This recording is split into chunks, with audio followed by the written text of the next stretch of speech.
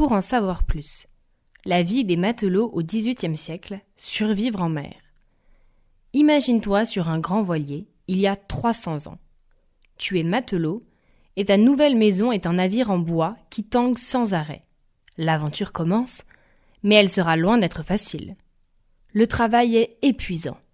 Dès l'aube, tu dois grimper dans les mâts pour ajuster les voiles, même quand la tempête fait rage. Tes mains sont pleines de cales et de coupures à force de tirer sur les cordages. La nuit, pas de repos. Il faut faire des tours de garde pour surveiller l'horizon. La nourriture est un vrai cauchemar. Ton menu quotidien ?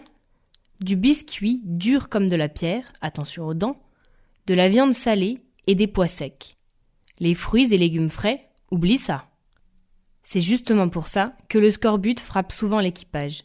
Cette terrible maladie, causée par le manque de vitamine C, fait tomber les dents et provoque des saignements. Sans citron ou orange pour la soigner, beaucoup de marins en meurent. Les dangers sont partout. Un faux pas dans les cordages et c'est la chute mortelle.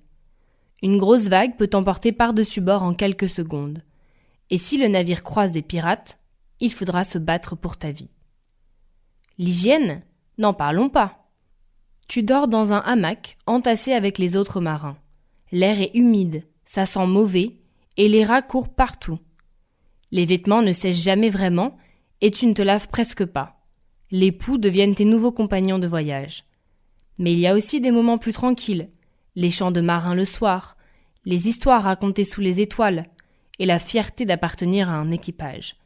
Sans oublier l'excitation de découvrir des terres lointaines. La paix, elle n'est pas terrible, mais si le voyage se passe bien et que le navire transporte des marchandises précieuses, tu recevras peut-être une prime, de quoi faire la fête au port, avant de repartir pour une nouvelle aventure en mer. Alors, toujours envie d'être marin au XVIIIe siècle ? C'était une vie difficile, mais elle a forgé des légendes et des récits qui nous font encore rêver aujourd'hui.